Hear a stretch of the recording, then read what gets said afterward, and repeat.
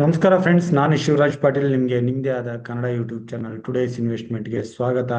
ಮೊದಲನೇದಾಗಿ ನಿಮಗೆಲ್ಲ ಗೌರಿ ಗಣೇಶ ಹಬ್ಬದ ಶುಭಾಶಯಗಳು.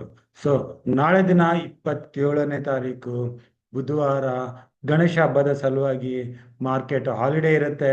ಸೊ ಮಾರ್ಕೆಟ್ ಹಾಲಿಡೇ ನಂತರ 28 ಆಗಸ್ಟ್ ಗುರುವಾರದ ದಿನ ಮಂತ್ಲಿ ಎಕ್ಸ್ಪೈರಿ ಇರುತ್ತೆ. ಮಂತ್ಲಿ ಎಕ್ಸ್ಪೈರಿನಲ್ಲಿ ನಿಫ್ಟಿ ಮಂತ್ಲಿ ಎಕ್ಸ್ಪೈರಿ ಜೊತೆಗೆ bank Nifty expiry, select mid cap Nifty expiry, finance Nifty expiry ಹಾಗೂ ಎಲ್ಲ ಎಫ್ ಅಂಡ್ ಸ್ಟಾಕ್ಗಳ ಮಂತ್ಲಿ ಎಕ್ಸ್ಪೈರಿ ಇರುತ್ತೆ. ಸೊ ಅವುಗಳ ಬಗ್ಗೆ ಈ ವಿಡಿಯೋದಲ್ಲಿ ನಾವು ಡಿಸ್ಕಸ್ ಮಾಡೋಕ್ಕೆ ಶುರು ಮಾಡೋಣ. ಇನ್ನು ಇವತ್ತಿನ ದಿನದ ಬಗ್ಗೆ ಮಾತಾಡಬೇಕು ಅಂತಂದ್ರೆ, ಇವತ್ತಿನ ದಿನ ಮಾರ್ಕೆಟ್ ಓಪನ್ ಆಗಿದ್ದು ಗ್ಯಾಪ್ ಡೌನ್ ಅಲ್ಲಿ. ಸೊ ನಾವು ನಿನ್ನೆ ವಿಡಿಯೋದಲ್ಲಿ ಡಿಸ್ಕಸ್ ಮಾಡಬೇಕಾದ್ರೆ ನಾವು ಹೇಳಿದ್ದು ನಿಫ್ಟಿನಲ್ಲಿ 24,900, 24,950 ಹಾಗೂ 25,000 ಮೂರು ಲೆವೆಲಲ್ಲಿ ಸ್ಟ್ರಾಂಗ್ ಆಗಿ ಪುಟ್ ರೈಟರ್ಸ್ ಬಿಲ್ಟ್ ಆಗಿದ್ದಾರೆ ಅಂತ.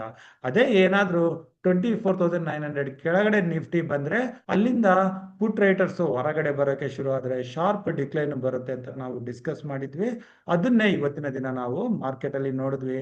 ಸೊ ಮಾರ್ಕೆಟ್ ಅಲ್ಲಿ ಯಾವಾಗೆಲ್ಲ ಲಾಂಗ್ ಸೈಡ್ ಅಲ್ಲಿ ಸ್ಟ್ರಾಂಗ್ ಆಗಿ ಪೊಸಿಷನ್ಸ್ ಬಿಲ್ಟ್ ಆಗಿರ್ತವೆ, ಯಾವುದೇ ಒಂದು ನೆಗೆಟಿವ್ ನ್ಯೂಸ್ ಇಂದ ಆ ಲೆವೆಲ್ಸ್ ಕೆಳಗಡೆ ಬಂದ್ರೆ ಆಗ ಆ ಲೆವೆಲ್ ಅಲ್ಲಿ ಪೊಸಿಷನ್ ತಗೊಂಡವರೆಲ್ಲ ತಮ್ಮ ಪೊಸಿಷನ್ಸ್ ಗಳಿಂದ ಹೊರಗಡೆ ಬಂದಾಗ ಮಾರ್ಕೆಟ್ ಅಲ್ಲಿ ಡಿಕ್ಲೈನ್ ಬರುತ್ತೆ. ಅದನ್ನ ನಾವು ಇವತ್ತಿನ ದಿನ ನೋಡಿದ್ವಿ. ಸೊ ಏನು ಅದು ನೆಗೆಟಿವ್ ನ್ಯೂಸ್ ಅಂತಂದ್ರೆ, ನಿಮ್ಗೆಲ್ಲ ತಿಳಿದಿರ್ಬೋದು, ಆಲ್ರೆಡಿ 27 ಇಂದ US ಭಾರತದ ಮೇಲೆ 25% ಏನು ಆಲ್ರೆಡಿ ರೆಸಿಪ್ರೋಕಲ್ ತಾರಿಫ್ ಏನು ಹಾಕಿದ್ರು, ಅದಕ್ಕೆ ಅಡಿಷನಲ್ ಆಗಿ ಅನದರ್ 25% ಏನು ಭಾರತ ರಷ್ಯಾದಿಂದ ಕ್ರೂಡ್ ಆಯಿಲ್ನ ಇಂಪೋರ್ಟ್ ಮಾಡ್ತಾ ಇದೆ ಅಂತ ಅಡಿಷನಲ್ 25% ಅದು 27 ಇಂದ ಅಂತ ಹೇಳಿದ್ರು.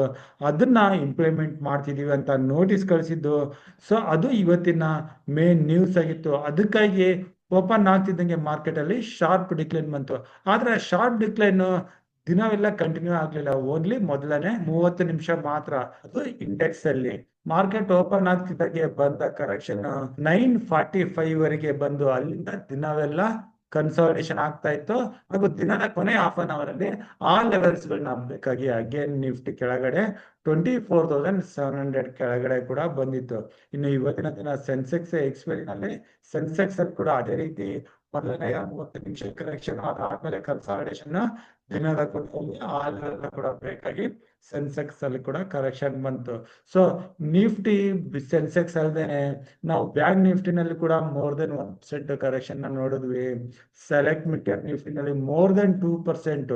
ಸೊ ಇಲ್ಲಿ ಕೂಡ ಮೊದಲನೆಯ 30 ನಿಮಿಷದ ಕರೆಕ್ಷನ್ ನಂತರ ಕನ್ಸಲ್ಟೇಷನ್ ಆಗಿ ಇಲ್ಲಿ ಆಫ್ಟರ್ 130ನೇ ಆ ಲೆವೆಲ್ ನ ಬ್ರೇಕ್ ಆಗಿ ಬೇಲೋನಲ್ಲಿ ತನ್ನ 100 ಅವರೇಜ್ ಕೆಳಗಡೆ ಬಂದು ಈಗ ಕ್ಲೋಸಿಂಗ್ ಕಂಡಿದೆ. ಆದ್ರೆ ಇವತ್ತಿನ ದಿನದ ಗೇನರ್ಸ್ ಅಂತಂದ್ರೆ FMCG ಸ್ಟಾಕ್ಸ್ ಹಾಗೂ ಆಟೋ ಸ್ಟಾಕ್ಸ್. ಸೊ ಇವತ್ತಿನ ದಿನ ನಮ್ಮ PM ಮೋದಿ ಅವರು ಗುಜರಾತ್ ಅಲ್ಲಿ ಮಾರುತಿಯ ಟೊಯೋಟೋ EV ಹೊಸ ವೆಹಿಕಲ್ ನ ಇನಾಗ್ರೇಷನ್ ಮಾಡಿಸಿದ್ರು. ಅದಕ್ಕೆ ಸಂಬಂಧಪಟ್ಟಂಗೆ ಹಾಗೂ GST ಗೆ ಸಂಬಂಧಪಟ್ಟಂಗೆ FMCG ಹಾಗೂ ಆಟೋ ಸ್ಟಾಕ್ ಗಳಲ್ಲಿ ಪಾಸಿಟಿವ್ ನ್ಯೂಸ್ ಇರೋ ಸಲುವಾಗಿ FMCG ಹಾಗೂ ಆಟೋ ಸ್ಟಾಕ್ ಅಲ್ಲಿ ಮಾತ್ರ ಇವತ್ತಿನ ದಿನ ಪಾಸಿಟಿವ್ ಮೂಮೆಂಟಮ್ ಇತ್ತು. ಅವುಗಳನ್ನ ಬಿಟ್ರೆ ಎಲ್ಲ ಸ್ಟಾಕ್ಸ್ ಅಲ್ಲಿ ಇವತ್ತಿನ ದಿನ ಹೆಚ್ಚಿನ ಕರೆಕ್ಷನ್ ನೋಡಿದ್ವಿ. ಸೊ ಈಗ ನನಗೆ ವೆಬ್ಸೈಟ್ ನಲ್ಲಿ ಇದೀನಿ.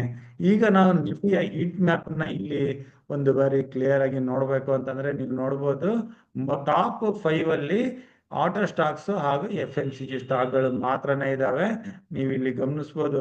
ಹಾಗೂ ಇನ್ನು ಇಲ್ಲಿ HDFC bank more than 1% negative ಕೊಟ್ರೆ HDFC ಬ್ಯಾಂಕ್ ಇಂದ ಎಲ್ಲ ಸ್ಟಾಕ್ಗಳು ಕೆಳಗಡೆ 30 ಸ್ಟಾಕ್ಗಳು ಮೋರ್ ದೆನ್ 1% ಕರೆಕ್ಷನ್ ನ ಕೊಟ್ಟಿದ್ವು. ಸೊ ಇಲ್ಲಿ ಅತಿ ಹೆಚ್ಚಿನ ಕರೆಕ್ಷನ್ ಶ್ರೀರಾಮ್ ಫೈನಾನ್ಸ್, ಅದು NBFC ಸ್ಟಾಕ್, ಇದರಲ್ಲಿ 4% ವರೆಗೆ ಕರೆಕ್ಷನ್ ಬಂದಿತ್ತು. ಸೊ ಮಾರ್ಕೆಟ್ಗೆ ಇವತ್ತಿನ ದಿನ ಸ್ವಲ್ಪ ಸಪೋರ್ಟ್ ಅಂದ್ರೆ ಆಟೋ ಸ್ಟಾಕ್ಸ್ ಹಾಗೂ FMCG ಸ್ಟಾಕ್ ಗಳಿಂದ ಮಾತ್ರನೇ ಬಂದಿತ್ತು. ಸೊ ಅದು GST ನ್ಯೂಸ್ ಇಂದ ಹಾಗೂ ಮೋಸ್ಟ್ ಆಫ್ ದ ಸ್ಟಾಕ್ಸ್ ಎಲ್ಲ ಇವತ್ತಿನ ದಿನ ಪ್ರಾಫಿಟ್ ನ ಕೂಡ ಮಾಡಿದಾವೆ. ಇನ್ನು ಆಗಸ್ಟ್ ಮಂತ್ ಸೀರೀಸ್ ನ ಕೊನೆಯ ಟ್ರೇಡಿಂಗ್ ಡೇ ಅಂತಾನೆ ಹೇಳ್ಬೋದು. ಅದು ಮಂತ್ಲಿ ಎಕ್ಸ್ಪೈರಿ ಗುರುವಾರ 28 ಆಗಸ್ಟ್. ನಾಳೆ ದಿನ 27 ಆಗಸ್ಟ್ ಗಣೇಶ ಚತುರ್ಥಿ ಹಬ್ಬ ಮುಗಿದ್ಮೇಲೆ ಒಂದು ದಿನ ರಜಾ ನಂತರ ಮಾರ್ಕೆಟ್ ಓಪನ್ ಆಗುತ್ತೆ. ಓಪನ್ ಆದಾಗ ಮೇನ್ ಆಗಿ ನಮ್ಮ ಗಿಫ್ಟ್ ನಿಫ್ಟಿ 1 or 2 ಡೇಸ್ ಅಲ್ಲಿ ಯಾವ ರೀತಿ ಮೂವ್ಮೆಂಟ್ ಬಂದಿರುತ್ತೆ ಅಂತ ನಾವು ನೋಡ್ಬೇಕಾಗುತ್ತೆ. ಸೊ ಇದು ಈಗ ಮಾರ್ಕೆಟ್ ಕ್ಲೋಸಿಂಗ್ ಆಗಿರೋ ಲೆವೆಲ್ ಅಲ್ಲೇ ಇದೆ. ಇದನ್ನ ಬಿಟ್ರೆ ನಾವು ಇತರ ಪ್ಯಾರಾಮೀಟರ್ ಗಳ ಕಡೆ ಕ್ವಿಕ್ ಆಗಿ ನೋಡ್ಬೇಕು ಅಂತಂದ್ರೆ ನಮ್ಮ ಇಂಡಿಯಾ ವಾಲಟಿಲಿಟಿ ಇಂಡೆಕ್ಸ್ ಇದು 12 ಮೇಲೆ ಬಂದಿದೆ. ಬ್ರೆಂಟ್ ಕ್ರೂಡ್ ಆಯಿಲ್ 67 ಹತ್ರ ಇದೆ. ನಿನ್ನೆ ದಿನ 68 ಮೇಲೆ ಹೋಗಿತ್ತು, ಅಲ್ಲಿಂದ ಕಡಿಮೆ ಆಗಿದೆ. ಇನ್ನು ನಮ್ಮ ರುಪಿ ವ್ಯಾಲ್ಯೂ ಎಷ್ಟು US$ ಇದು 87.8 ವರೆಗೆ ಹೋಗಿತ್ತು, ಅದು ಕೂಡ ಈಗ ಹಾಲಿಂದ ಕಡಿಮೆ ಆಗ್ತಿದೆ. ಸೊ ಬ್ರೆಂಟ್ ಕ್ರೂಡ್ ಆಯಿಲ್ ಕಡೆಯಿಂದ ನಮ್ಮ ರುಪಿ ವ್ಯಾಲ್ಯೂ ಕಡೆಯಿಂದ ಸದ್ಯಕ್ಕೆ ನಮಗೆ ಪಾಸಿಟಿವ್ ಕ್ಲೂ ಸಿಗ್ತಾ ಇದೆ. ಇನ್ನು US ಕಡೆಯಿಂದ ಚೆಕ್ ಮಾಡಿದ್ರೆ US ನ ಡಾಲರ್ ಇಂಡೆಕ್ಸ್ ಇದು 98 ಹತ್ರ ಇದೆ. US ನ 10-year bond yield 4.2 ಹತ್ರ ಇದೆ. ಸೊ ಇಲ್ಲಿಂದ ಏನು ಅಷ್ಟು ನಮಗೆ ನೆಗೆಟಿವ್ ಕ್ಲೂ ಅಂತೂ ಸಿಗ್ತಾ ಇಲ್ಲ. ಇನ್ನು US ಮಾರ್ಕೆಟ್ ಕಡೆ ಬಂದ್ರೆ US ಮಾರ್ಕೆಟ್ ಅಲ್ಲಿ ಇಲ್ಲಿ ಶುಕ್ರವಾರ ದಿನ ಒಂದು ಒಳ್ಳೆ ರ್ಯಾಲಿ ಇತ್ತು, ಅಲ್ಲಿಂದ ಸ್ವಲ್ಪ ಪ್ರಾಫಿಟ್ ಬುಕಿಂಗ್ ಇದೆ. ಆದ್ರೆ US ನ Dow Jones futures 10-day moving average ಮೇಲೆನೆ ಇದೆ. ಇನ್ನು US ನ ನಾಸ್ಡಾಕ್ ಇಂಡೆಕ್ಸ್ ನ ಚೆಕ್ ಮಾಡಿದ್ರೆ ಇದು ಮೂವಿಂಗ್ ಆವರೇಜ್ ಮೇಲೆನೆ ಇದೆ. ನಿಕೆನ ಚೆಕ್ ಮಾಡಿದ್ರೆ ಜಪಾನ್ ಇಂಡೆಕ್ಸ್ ಇದರಲ್ಲಿ ಕೂಡ ನಿನ್ನೆ ಸ್ವಲ್ಪ ಪ್ರಾಫಿಟ್ ಬುಕಿಂಗ್ ನಾವು ನೋಡ್ತಾ ಇದೀವಿ. ಇನ್ನು UK ಮಾರ್ಕೆಟ್ ಕಡೆ ಬಂದ್ರೆ UK ಮಾರ್ಕೆಟ್ ಅಲ್ಲಿ ಇಂಡಿಯನ್ ಮಾರ್ಕೆಟ್ ನಂತರ ಒಂದು ಸ್ವಲ್ಪ ರಿಕವರಿ ತೋರಿಸ್ತಾ ಇದೆ. ಸೊ ಇವು ಎಲ್ಲದರ ಜೊತೆಗೆ ನಾವು ಗಿಫ್ಟ್ ನಿಫ್ಟಿನ ಕೂಡ ಫಾಲೋ ಮಾಡ್ಬೇಕಾಗತ್ತೆ. ಗುರುವಾರ ದಿನ ನಾವು ಮಾರ್ಕೆಟ್ ಓಪನ್ ಆದಾಗ ಯಾವ ರೀತಿ ಮಾರ್ಕೆಟ್ ಓಪನ್ ಆಗುತ್ತೆ ಅಂತ. ಸೊ ನಾವು ಮಾರ್ಕೆಟ್ ಓಪನ್ ಆದಾಗ ಮತ್ತೊಂದು ಇಂಪಾರ್ಟೆಂಟ್ ಆಗಿ ಫಾಲೋ ಮಾಡ್ಬೇಕಾಗಿತ್ತು, ಟ್ರಂಪ್ ಕಡೆಯಿಂದ ಅಥವಾ US ಗವರ್ಮೆಂಟ್ ಕಡೆಯಿಂದ ಏನಾದ್ರೂ ಹೊಸ ಅನೌನ್ಸ್ಮೆಂಟ್ ಬರುತ್ತಾ, ತಾರೀಫ್ ಬಗ್ಗೆ ಏನಾದ್ರೂ ತಾರೀಫ್ ನ ಇನ್ನೂ ಹೆಚ್ಚು ಮಾಡ್ತಾರಾ ಅಥವಾ ಕಟ್ ಡೌನ್ ಮಾಡ್ತಾರಾ ಅಥವಾ ಹೋಲ್ಡ್ ಮಾಡ್ತಾರಾ ಅಂತ. ಏನಾದ್ರೂ ಆಲ್ರೆಡಿ ಅನೌನ್ಸ್ ಮಾಡಿರೋ ತಾರೀಫ್ ನ ಹೋಲ್ಡ್ ಮಾಡಿದ್ರೆ ಅಥವಾ ಕಟ್ ಡೌನ್ ಮಾಡಿದ್ರೆ ಅದು ಒಂದು ಒಳ್ಳೆ ಪಾಸಿಟಿವ್ ಆಗುತ್ತೆ. ಅದೇ ಏನಿ ನ್ಯೂಸ್ ಬಂದಿಲ್ಲ, ನ್ಯೂಟ್ರಲ್ ಆಗಿದ್ರೆ, ತಾರೀಫ್ ಕಂಟಿನ್ಯೂ ಆಗ್ತಾ ಇದೆ ಅಂತಂದ್ರೆ ಅಗೇನ್ ನಾವು ಸ್ಟಾರ್ಟಿಂಗ್ ಆಫ್ ದ ಡೇ ಸ್ವಲ್ಪ ಸೆಲ್ಲಿಂಗ್ ನ ನೋಡ್ತೀವಿ. ಮಾರ್ಕೆಟ್ ಅಲ್ಲಿ ಸೆಲ್ಲಿಂಗ್ ನಂತರ ಸಪೋರ್ಟ್ ಇಂದ ರಿಕವರಿ ಬರೋ ಚಾನ್ಸಸ್ ಇರುತ್ತೆ. ಸೊ ರಿಕವರಿ ಬಂದ್ರೆ ಯಾವ ಲೆವೆಲ್ ಇಂದ ರಿಕವರಿ ಬರ್ಬೋದು ಅಂತ ನಾವು ನೋಡೋಣ. ಅದಕ್ಕಾಗಿ ನಾವು ಆಪ್ಷನ್ ಚೈನ್ ಚೆಕ್ ಮಾಡೋಣ. ಸೊ ಈಗ ನಾನು ಆಪ್ಷನ್ ಚೈನ್ಗೆ ಬಂದ್ರೆ ಈಗ ಆಪ್ಷನ್ ಚೈನ್ಗೆ 24,700 ಹತ್ರ ಸ್ಮಾಲ್ ಸಪೋರ್ಟ್, ಅದಾದ್ಮೇಲೆ 600 ಹಾಗೂ 500 ವರೆಗೆ ಸಪೋರ್ಟ್ ಇದಾವೆ. ಆದ್ರೆ ಬಹಳ ಕಡಿಮೆ ಕ್ವಾಂಟಿಟಿನಲ್ಲಿ. ರೆಸಿಸ್ಟೆನ್ಸ್ ಅಂದ್ರೆ 24,800 ಹತ್ರ ಬಿಲ್ಟ್ ಆಗಿದೆ.